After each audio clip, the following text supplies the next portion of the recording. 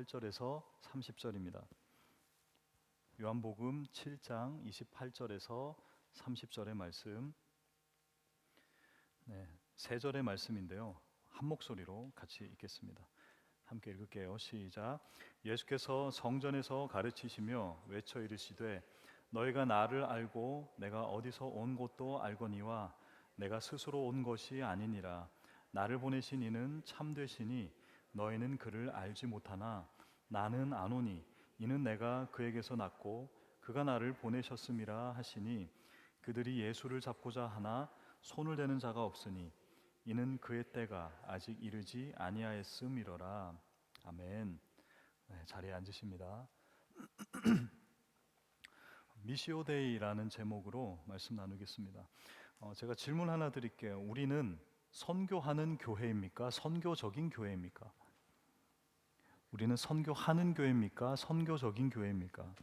이 질문, 선교하는 교회와 선교적인 교회는 굉장히 비슷해 보이고 또 실제로 비슷한 면이 있죠. 하지만 꽤나 다른 맥락을 가지고 있습니다. 그래서 오늘 말씀을 통해서 우리가 제대로 알고 올바른 방향을 함께 깨닫고자 합니다. 예수님께서 오늘 본문에서 두 가지를 선언하십니다. 첫째, 나는 스스로 온 것이 아니다 라고 얘기하십니다. 우리가 생각하기로는 예수님이 우리를 향해서 긍휼함을 가지고 이 땅에 가야겠다 라고 생각하시는 것 같은데요. 예수님은 자신이 스스로 오신 게 아닙니다. 왜 흔히들 그렇게 얘기하잖아요. 자원해서 갔다. 예수님이 제가 가겠습니다 라고 했지만 오늘 본문을 읽어보시면 제가 갈게요 아버지. 아니야 너 가지 마 이러지 않으셨어요. 예수님은 스스로 온 것이 아닙니다. 자신의 결정이 아니라 보내심을 받았습니다. 하나님 아버지께서 아들 예수 그리스도를 이 땅에 보내셨습니다. 첫 번째고요. 둘째, 나를 보내신 이는 참되시다 라고 얘기하고 있습니다. 나를 누군가 보내셨는데 그 보내신 분은 진리이신 분이다. 그 진리이신 분이 성부 하나님이다 라고 얘기하고 있습니다. 그래서 선교는 하나님 아버지가 근원 되십니다. 선교는 하나님 아버지부터 시작한 것입니다. 여기서 우리가 주목해야 할 단어가 있는데요. 보내다라는 뜻입니다. 아포스텔로라는 단어입니다. 그리스어로 아포스텔로, 보내다입니다. 이 단어가 라틴어와 이런 여러 가지를 통해서 미션, 선교라는 단어로 파생된 것입니다. 그래서 선교는 보내는 것입니다. 선교는 교회가 누군가를 보내는 행위 이전에 성부 하나님께서 그의 아들 예수 그리스도를 세상에 보내신 사건, 그 사건에서 시작하시는 겁니다. 예수님은 지금 성전에서 자신이 어디에서 왔는지 모르는 사람들에게 이렇게 말씀하십니다. 너희는 나를 안다고 하지만 나를 보내신 분은 너희는 잘 몰라. 너희들은 그분, 나를 누가 보냈는지 또 그분이 어떠한 분인지를 너희는 잘 모른다. 이것은 단순히 예수 그리스도가 하나님의 아들이라는 정체성을 얘기하는 것이 아닙니다. 이것은 보낸 사람의 목적, 의미, 그 방향을 모르면 그 보내신 이유를 모른다라는 선언입니다. 다시요. 보낸 사람의 목적과 방향의 의미를 모르면 왜 보냄받았는지, 왜 선교하는지 모른다라는 것입니다. 그러기에 여러분, 우리는 선교를 하기 이전에요, 이 선교가 무엇으로부터인지, 우리 하는 선교의 행위보다 그 선교의 근원이 중요합니다. 소스, 원천이 중요하다라는 것입니다. 무엇을 하는 것보다 무엇으로부터인가, 이 출발점이 바로 선교의 시작이다라는 것입니다. 그래서 오늘 본문은 그 출발점이 하나님이시다라고 얘기하고 있습니다. 여러분, 오늘 설교의 제목 미시오 데이입니다. 미시오 데이. 미시오 데이, 이 말은요 라틴어입니다. 라틴어요. 그래서 미시오라는 이 라틴어의 본 뜻은 아까 말씀드린 보내다입니다. 보내다. 이 미시오에서 보냄받아서 이것이 선교가 된 것입니다. 그리고 누군가 나에게 미션을 주었다 할 때 그 사명, 임무이기도 하고요. 누군가가 보냈기 때문에 그 지령과 사명을 받은 것입니다. 미시오 데이, 혹시 이 표현 들어보셨습니까, 여러분? 미시오 데이, 미시오 데이. 라틴어인데요. 미시오 데이 하면은 하나님이라는, 데이라는 하나님의 라틴어고요. 미시오라는 선교라는 뜻입니다. 그래서 미시오 데이 뜻은 하나님의 선교입니다. 여러분, 하나님의 선교 뭐 어떠십니까? 거부감도 없고 잘못된 것도 없어 보이죠? 선교는 하나님이 하시지, 맞아요. 어색함도 없어요. 어긋남도 없습니다. 물론 그런 의미이지만 이 미시오데이라는 것은요, 여러분, 단순한 일반적인 설명을 얘기하지는 않습니다. 그러니까 하나님이 선교하시는 거야 라는 일반적인 설명이 아니라요, 선교 신학적 용어입니다. 선교학에서 나오는 얘기라는 것입니다. 이 미시오데이라는 이 개념, 이 신학 용어가 왜 나오는지를 알려면 배경을 좀 들여다봐야 되는데요.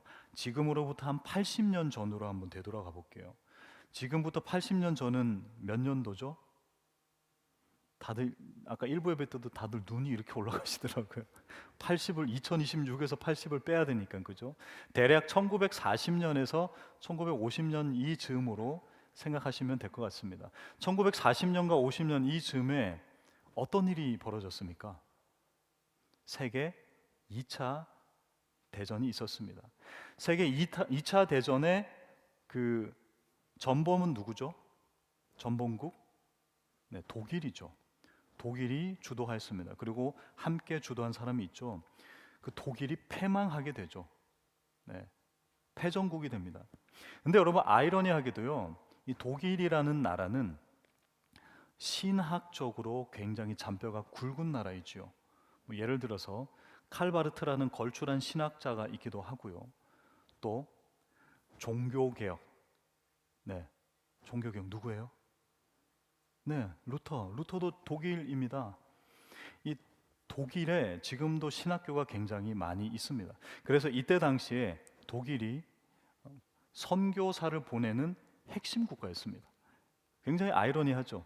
독일은 계속해서 세계 2차 대전을 이끌고 있고, 그런데 선교지로 많은 선교사들을 파송하는 나라였습니다. 그런데 2차 세계 대전으로 독일이 패망하자 이 선교사님들은 어떻게 해야 될까요? 선교사님들이 본국으로 돌아오게 되었습니다.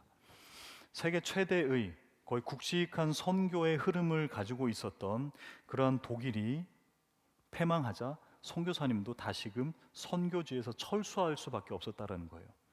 그리고 1949년 우리나라가 해방하고 6.25 전쟁 바로 1년 전이죠. 49년에 중국이 완전히 공산화가 됩니다. 중국이 공산화가 되는데요, 여러분, 보내는 선교의 최대 앞장섰던 나라가 어느 나라였다고요? 독일이라 그랬죠. 그러면 파송받는 최대 나라가 어디였을까요? 중국이었습니다. 왜냐하면 땅도 넓고 그 동방의 그 아시아 쪽에 굉장히 큰 나라였기 때문이죠.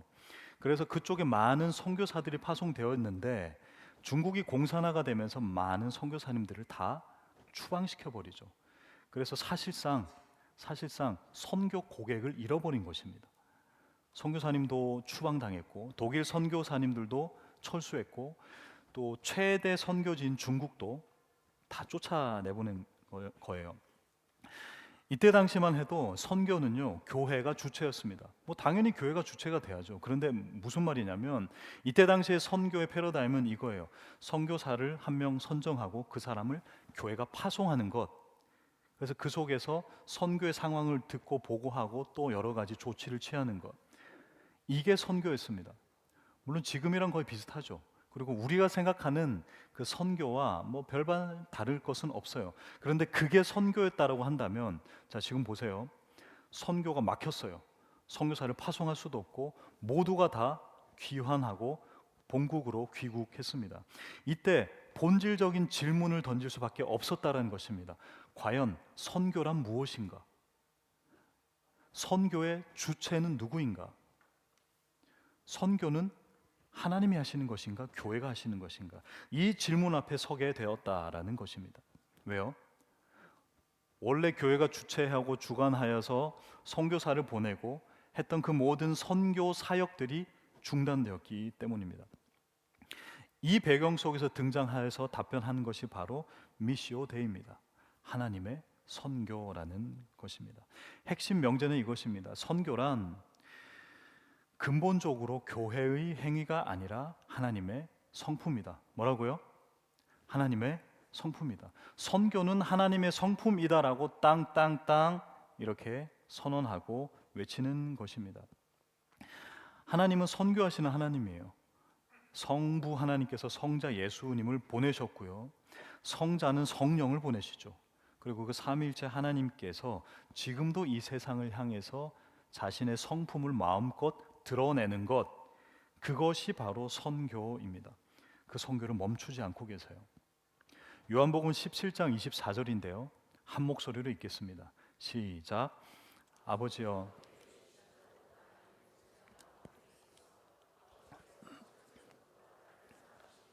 내게 주신 나의 영광을 그들로 보게 하시기를 원하옵나이다.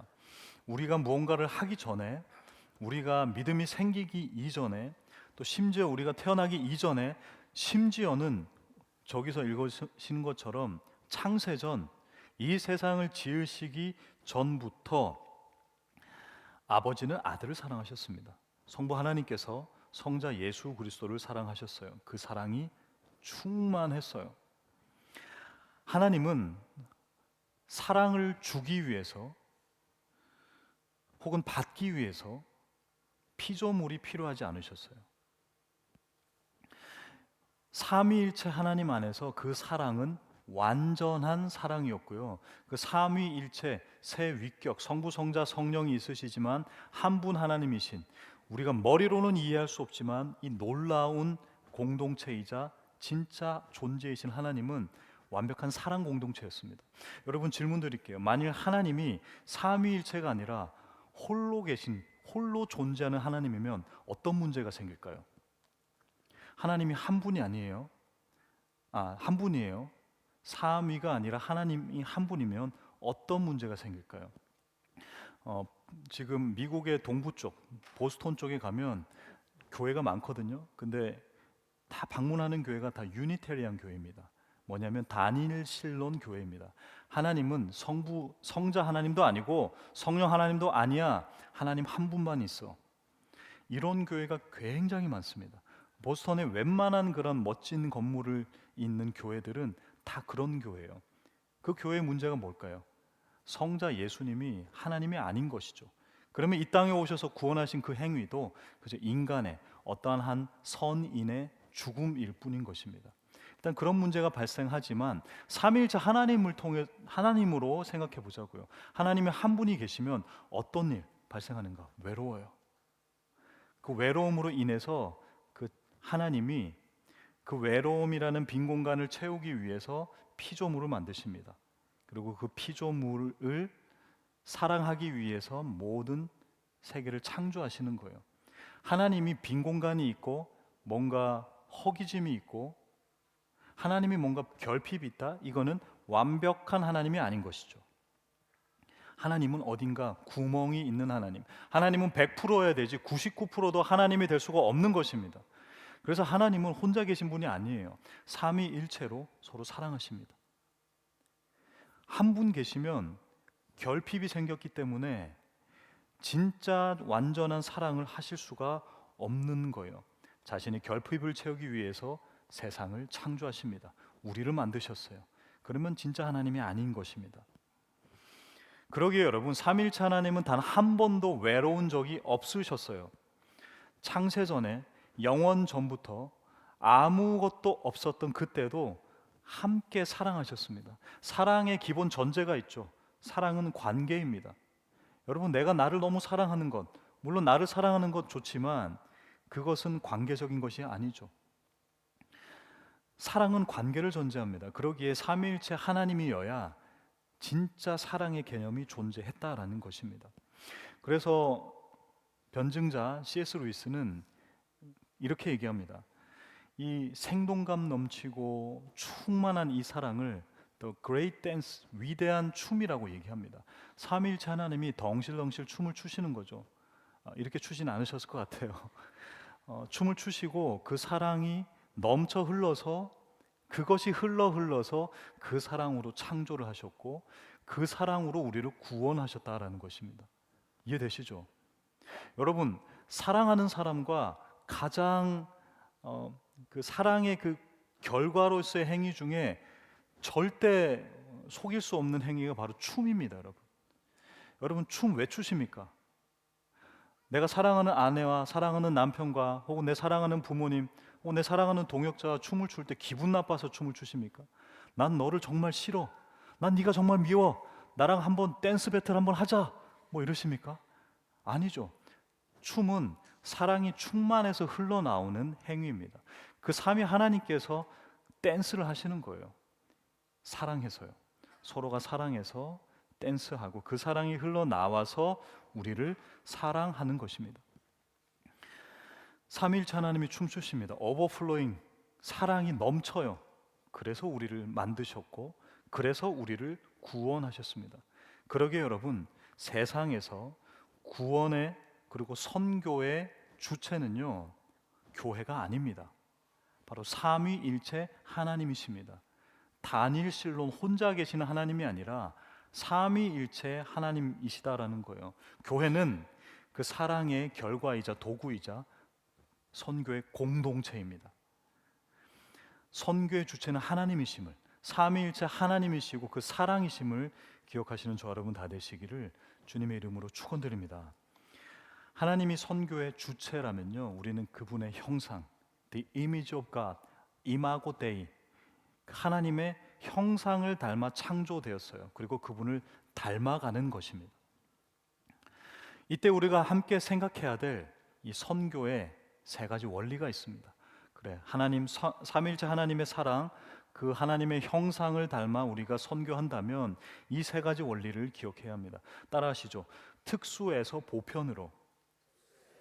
네, 특수에서 보편으로. 무슨 말인가? 하나님의 선교와 사랑은 특수에서 보편으로 흘러간다라는 것입니다. 예를 들어 볼게요. 이스라엘이라는 특정 국가, 그죠? 그리고 무언가를 전능한 전능자가 하시는 창조 행위, 창조의 하나님, 다 특수한 것입니다. 그 이스라엘의 하나님, 창조의 하나님이 누구의 하나님이 되는 거예요? 나라는 보편적인 나의 하나님이 되는 것. 보편이, 특수가 보편으로 흘러가는 것입니다. 또 다른 예를 들어볼게요.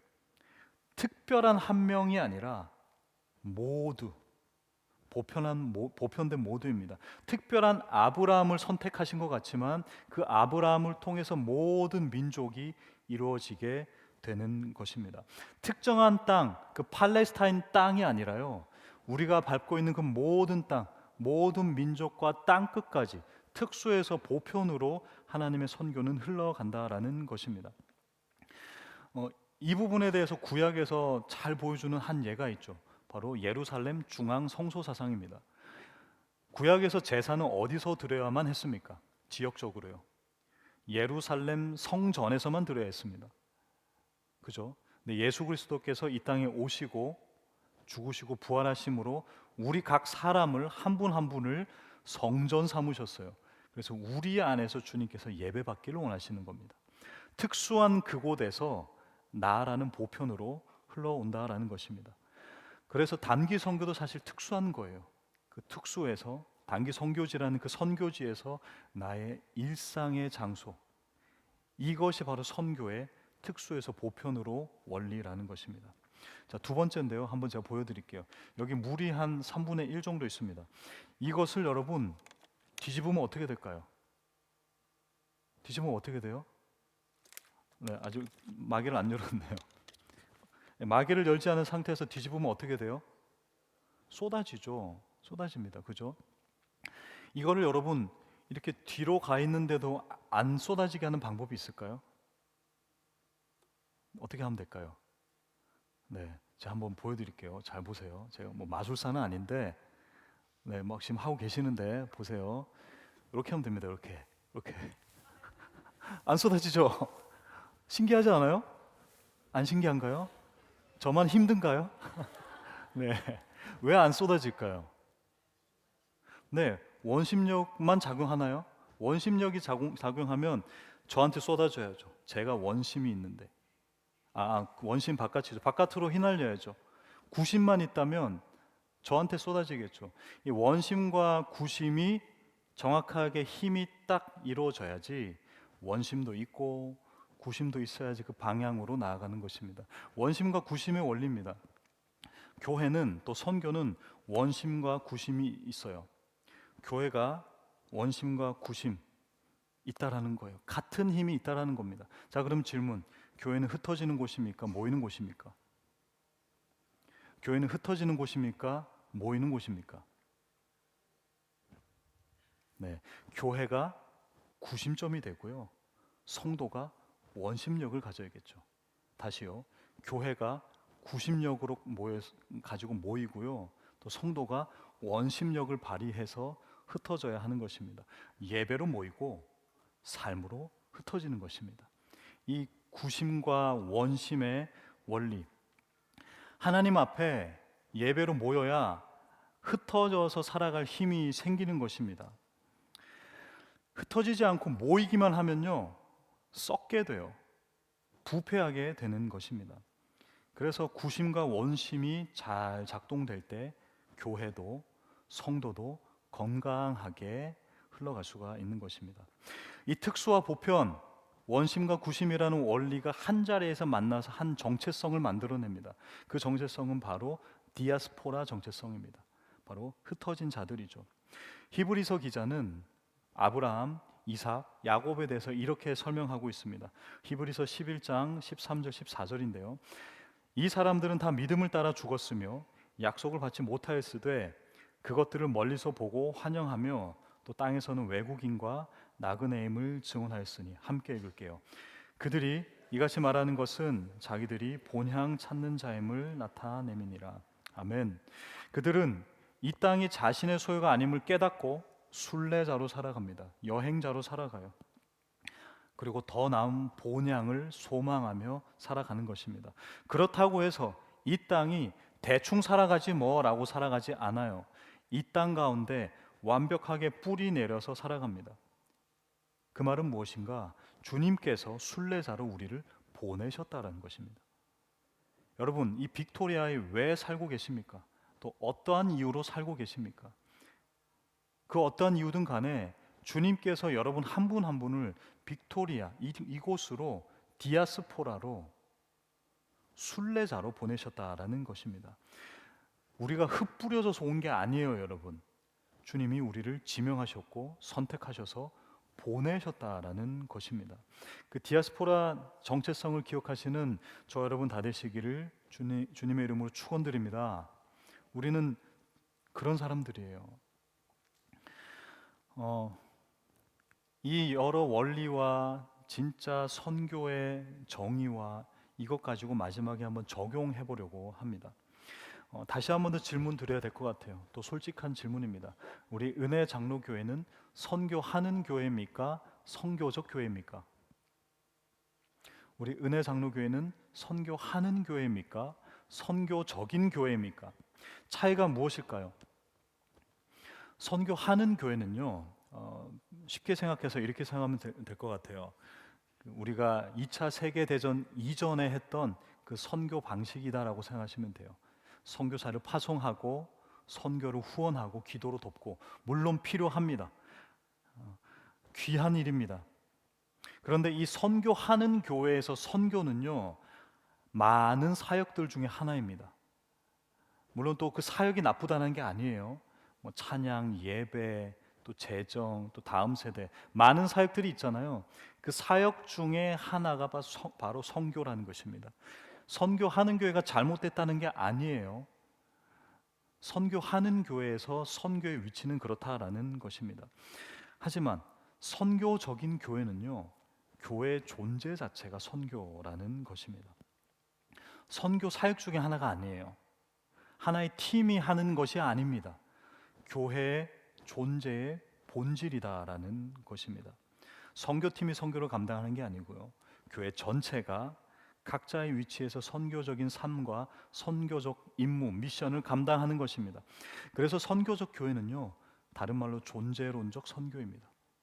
나의 존재로서 선교하는 것입니다. 선교가 무엇이었습니까? 아까 말씀드린 미시오 데이, 하나님의 선교는 이마고 데이, 하나님의 형상 닮아서 삼위일체 하나님의 그 사랑을 흘려보내는 것입니다. 성경에서 선교라는 주제를 뽑아서 찾아서 읽는 게 아니라 성경에서 하나님의 선교를 얘기하고 있구나라고 이해해야 됩니다. 그에 대한 선교적 원리로 특수해서 보편, 원심과 구심, 그것이 하나로 만나는 디아스포라의 정체성의 삶, 이 모든 원리를 담아낸 인큐베이터가 있습니다, 여러분. 이것이 바로 선교적 삶의 인큐베이터인데요. 그것이 바로 목장, 소그룹입니다, 여러분. 소그룹 목장에 대한 분명한 인식과 정의가 있어야 우리는 그 이후 선교적 교회, 선교적 삶으로서 넘어갈 수가 있습니다. 여러분, 목장은 액티비티가 아닙니다. 목장은 한인 커뮤니티 중에 하나가 아닙니다. 빅토리아 생활 정책을 돕는 그 생활 정착 도움 플랫폼도 아닙니다. 목장은 말씀이 중심이 되고요. 삼위일체 하나님의 사랑이 흘러나와서 그 목장 가운데 사랑과 나눔과 동역이 있습니다. 그 동역으로 함께 성장하는 인큐베이터입니다, 여러분. 엄마 뱃속과 같은 곳이다라는 거예요. 하나님의 사랑에 직접적으로 영향받고요, 타격받는 곳입니다. 하나님의 사랑을 영향받고 타격받는다고요. 왜 이렇게 표현을 하는가? 하나님의 말씀이 끊어지면 즉각적으로 배고픔을 느끼고요, 그 사랑이 느껴지지 않으면 곧바로 외로움을 느끼는 곳이 바로 목장이다라는 것입니다. 소그룹이다라는 것입니다. 작은 교회입니다. 힘들어하는 목장 식구를 보면 내가 잠 못 이루고 그들의 기도 제목이 나의 기도 제목이 되는 곳, 이곳이 바로 목장이다라는 것입니다. 그래서 인큐베이터이자 선교의 베이스 캠프가 바로 목장이 되어야 합니다. 목장에서의 사역과 사랑이 흘러 넘쳐서 그 사랑을 선교지에 흘려 보내는 것입니다. 내가 이러한 사랑을 소그룹에서 혹은 가정에서 혹은 내가 진짜 하나님과 1대1로 이 사랑을 경험하지 않아 놓고 만약 그 사랑을 흘려보낼 수 있을까요? 여러분이 사랑을 제너레이팅 할 수 있습니까? 만들어낼 수 있습니까? 사랑은 흘려받고 흘려보내는 것입니다. 우리 안에 그 사랑을 가둬둘 수가 없어요. 사랑은 흐르는 것입니다. 사랑은 움직이는 것입니다. 드라마 대사 같죠? 사랑은 움직이는 거야. 그런 것입니다. 고여 있는 게 아니라고요. 만약 내가 소그룹에서, 목장에서, 삶에서 내가 하나님의 사랑을 느껴보지 못했는데, 여러분 선교지에서 어디로부터 느끼고 받은 사랑을 전하시려 하시는 겁니까? 그 출처가 진짜 믿을 만한 진짜 사랑이십니까? 물론 목장도 온전치 않죠. 사랑을 주러 갔다가 선교지에서 더 많은 사랑을 받고 오는 것이 사실이기도 합니다. 그럼에도 정도를 걸어야죠. 그럼에도 진짜 본질은 있어야죠. 목장에서 삼위일체 하나님의 사랑을 제대로 누리고 그 사랑을 받아서 전하러 가는 것입니다. 자, 그렇다면 여러분, 선교하는 교회가 쉬울까요? 선교적 교회가 쉬울까요? 쉽다라고 표현해서 죄송합니다. 바꿔보겠습니다. 선교하는 교회가 어려울까요? 선교적인 교회가 어려울까요? 네, 선교적인 교회가 엄청 어려워요. 제가 직전 교회에서 사역하던 교회가 삼일교회였습니다. 삼일교회에 3대 비전이 있는데 그 중 하나가 선교하는 교회입니다. 선교하는 교회. 선교하는 교회에서 훌륭하게 감당했었어요. 그래서 뭐 예를 들어 해외와 국내 선교를 선교하는 교회에서 잘 감당했습니다. 해외에 대만, 일본, 캄보디아, 미얀마, 몽골, 중동 난민, 힌두권, 중남미 선교로 갑니다. 그리고 국내로는 제주, 서귀포, 영동, 영덕울진, 통영, 목포, 장흥, 수도권 군선교, 농어촌, 의료, 이웃교회 섬김, 어깨동무, 북한 선교를 감당합니다. 많은 선교를 하고 있어요. 하지만 이제 삼일교회는 선교하는 교회로서는 충분하니 선교적인 교회로서 전환하려고 합니다. 자, 제가 삼일교회를 언급드리는 이유는 우리도 이러한 상황에 놓여질 수 있기 때문입니다. 3일교회 1년 사역을 제가 한번 딱 정리를 해놨거든요. 이렇습니다. 12월에 한 해의 회기가 시작이 됩니다. 12월에 특세로 시작이 돼요. 근데 그 특세가 3주입니다. 그래서 제가 검은색으로 표시를 해놨어요. 죽을 것 같거든요. 특세 3주 동안 3주로 이제 제대로 된 사역이 스타트가 됩니다. 그리고 1월에 국내 선교를 가고요. 2월에 해외 선교를 갑니다. 그리고 3월부터 5월, 물론 1, 2월에도 목양, 목장 또 소그룹들이 있어요. 근데 1, 2월은 주로 회행해요. 매주 선교가 다 다르거든요. 매주 선교 가기 때문에 항상 회행합니다. 그렇게 하고 3월부터 5월에 제자 훈련이 시작이 돼요. 그리고 뭐 제대로 된 목양, 목장이 이루어지겠죠. 그리고 6월에 다시 한 번 더 특세가 진행됩니다. 또 검은색으로 표시해냈어요. 왜일까요? 3주가 진행됩니다. 그래서 제가 보니까 동료 목사님 연락했는데 다음 주부터 특세가 진행되더라고요. 3주간 진행됩니다. 그리고 7월에 국내 선교, 8월에 해외 선교, 또 9월부터 11월까지 제자 훈련과 또 목양 활동들이 아카데미가 이루어집니다. 여러분, 선교하는 교회를 미션 웍이라고 정리해 볼게요. 그리고 선교적인 교회를 미셔널 웍이라고 정의해 보겠습니다. 자, 여기서 미션 웍이 필요한 기간은 언제일까요? 미션 웍, 선교하는 교회로서 미션 웍은 언제가 미션 웍 필요한 시기일까요? 네, 1, 2월, 7, 8월이 될 것입니다. 네, 맞아요. 자, 그러면 미셔널 웍이 필요한 시기는 언제일까요? 네? 바람 소리만 나고 있습니다. 네, 12월부터 11월까지입니다. 이래서 어려운 것입니다, 여러분. 사실상 모든 날들입니다. 그런데 우리가 선교하는 교회 혹은 선교하는 사람으로 남으면 어떠한 부작용이 발생되는가? 제가 3일교회에 있으면서 너무 귀한 선교 사역도 감당하고 했지만 하지만 때로는 좀 아쉬운 부작용도 있더라고요. 어떤 부작용인가? 선교 기간, 미션 웍에 집중하다 보니 미션 웍이 아닌 기간들은 어떻게 될까요? 굉장한 자유함을 누리시더라고요. 그래서 잘 안 와요. 잘 오지 않습니다. 목양 바깥에서 살아갑니다. 왜요? 나에게 중요한 건 미션 웍이니까, 선교하는 것이니까. 그러니 1, 2월, 7, 8월 바짝 땡기면 되거든요. 그 나머지는 조금 쉬엄쉬엄 가는 것입니다. 왜? 선교하니까요. 그러다 보니 목양권 바깥에 있어요. 목양 밖에 있습니다. 때로는 열정으로 포장된 고집이 앞서는 부분도 많이 보여집니다. 그분들의 특징이 있어요. 뭐냐 하니 교회를 너무 사랑하더라고요. 교회를 정말 사랑합니다. 그런데 너무 사랑하는데 3일교회가 아니라 1년에 2번 가거든요. 2월에 가고 8월에 똑같은 교회를 계속 갑니다. 한 교회를 지정해서 1년에 2번 가요. 내 사랑하는 교회, 그 선교하는 교회입니다. 그러니 내 사랑하는 교회에 무언가 조금이라도 해가 된다면 부르르 떠는 거예요. 참을 수가 없는 것입니다. 대만 선교 같은 경우는 20년이 넘었습니다. 그러니 한 15년 넘게 간 분들이 대부분이에요.